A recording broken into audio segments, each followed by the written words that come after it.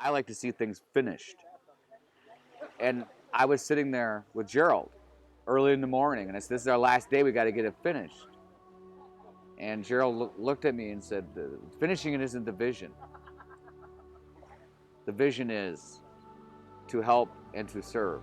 And that really struck me as that. Yeah, I may not be the guy that's going to see it completed this week, the rest of the bricks laid and the rest of the concrete, but that really put me back in perspective. I started off the trip a little rough, felt very heavy with emotion. Just emotionally, I struggled.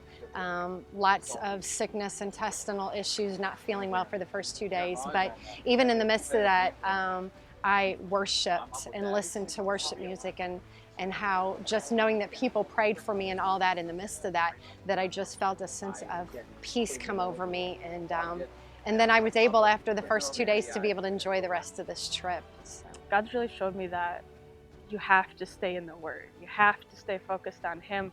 You can't just go and help people, because eventually helping people is going to get old.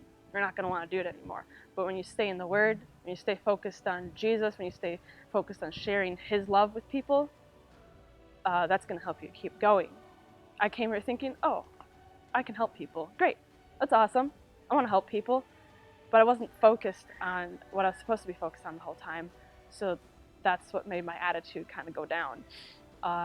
So God's really taught me that to keep a good attitude, to be able to stay strong, keep going even when it's super hot and you're super tired. He gives you the strength when you stay focused on Him and when you stay in His Word. That's really what we can take back with us, is the power of prayer, and just to continue to lift up those people individually, that they would really realize the hope that they're seeking.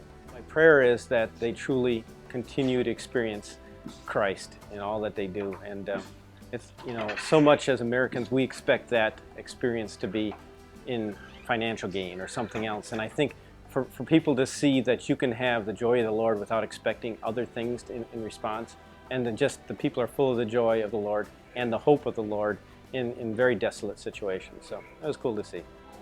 Just that entire Psalm 139, it just absolutely, I don't know how to say it, like, it encompasses every aspect of the trip. Like, it talks about God protecting us, and it talks about, in terms of us, the missionaries, it talks about just how God has hedged us before us and behind us, and His right hand is on us. And the first day I actually had a huge panic attack, and it was, the airport freaked me out, and it was thundering, and it was dark, and it was really scary. And God spoke that to me big time, was just like, don't worry, you're in my right hand, I have you, I'm holding you. And then later in the week, as I calmed down, and the peace, well, later in the day and today, as the peace of the Holy Spirit just set in and began to manifest, and I got to really enjoy the country. The second part of that psalm, and a little bit into the next one, really talks about His compassion and just paints God as a God of love. And in reading that, God just really spoke to my heart that, like, these people aren't that different from you. Like, you see this oppression and you see this pain, and just, it's as if you would be feeling that. So that's been really powerful and really impactful. And the peace that I have in this city that could be so scary and so crazy is amazing. And that's one of the biggest things God's done just for me personally. If you've never been on a missions trip, you should get on that. You should get on that. It's an amazing experience. Probably everyone you've ever heard who's been on a missions trip would say it changes their life.